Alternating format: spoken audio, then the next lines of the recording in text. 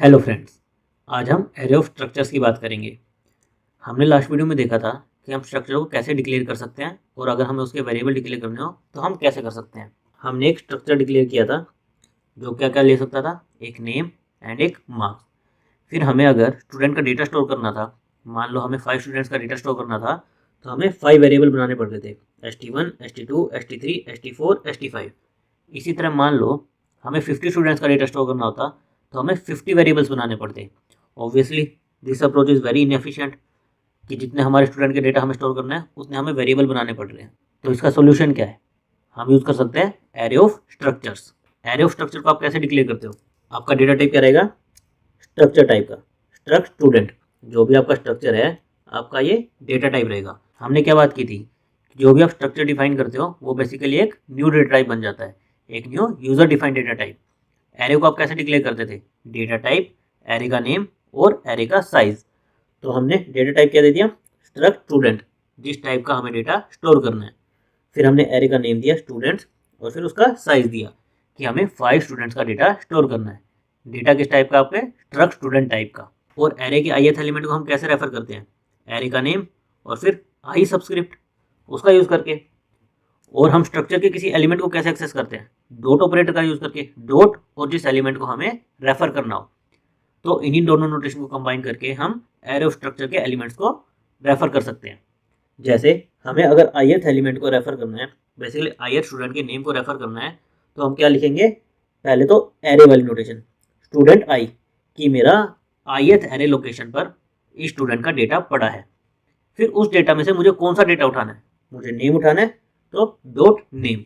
इसी तरह अगर मुझे मार्क्स उठाना होता तो मैं क्या लिखता? Dot marks, student I dot marks, कि आई स्टूडेंट का डेटा जहां पर भी पड़ा है वहां से मुझे मार्क्स दे दो। तो एरे स्ट्रक्चर्स का पर्पज क्या है?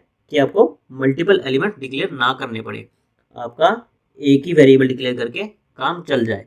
और फिर एरे नोटेशन और स्ट्रक्चर नोटेशन का यूज करके आप किसी भी आई स्टूडेंट के डेटा को एक्सेस कर सकें, जो भी उसको एक्सेस करना हो, नेम या फिर मार्क्स या फिर और कोई डेटा होता तो उसको भी आप एक्सेस कर सकें।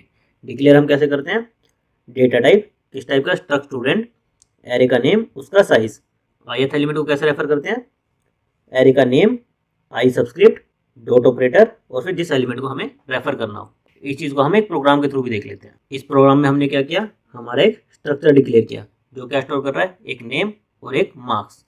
फिर हमने एरे ऑफ स्ट्रक्चर्स, हम पहले वेरिएबल कैसे डिक्लेयर करते थे? Struct student, ST1, ST2, ST3, ऐसे। हमने यहाँ पर एरे ऑफ स्ट्रक्चर डिक्लेयर किया जिसमें हम क्या स्टोर कर रहे हैं? 5 स्टूडेंट का डेटा। फिर हमने लूप चलाया 0 से लेकर 5 तक। सी में हमारी काउंटिंग 0 से शुरू होती है, तो हमारा फर्स्ट स्टूडेंट कौन होगा? 0। तो हमने 0 से 5 तक का लूप चलाया और फिर यूजर से बोला कि आप नेम एंटर कर दो और मार्क्स एंटर कर दो। स्कैनएफ क्या लेता है? आपका एक एड्रेस लेता है। तो मार्क्स का हमने क्या दिया है? एड्रेस। और यहाँ पर एरे का क्या लिखा है? नेम। एरे का जब हम नेम लिखते हैं तो वो क्या होता है? अपने आप में एक एड्रेस होता है। तो हमने नेम के लिए एड्रेस पास कर दिया और मार्क्स के लिए एड्रेस पास कर दिया। तो हमने यूजर से इनपुट ले लिया। फिर हमने क्या किया? प्रिंट एफ की हेल्प से स्टूडेंट आई के नेम, स्टूडेंट आई के मार्क्स को प्रिंट किया है।